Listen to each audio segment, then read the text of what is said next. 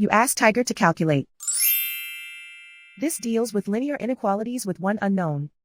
The final result is x smaller than negative 133. Let's solve it step by step. Isolate the x. Multiply both sides by 19.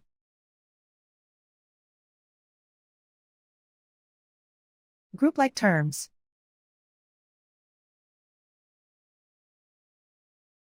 Multiply the coefficients.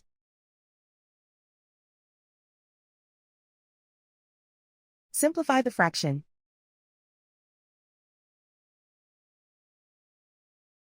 Simplify the arithmetic.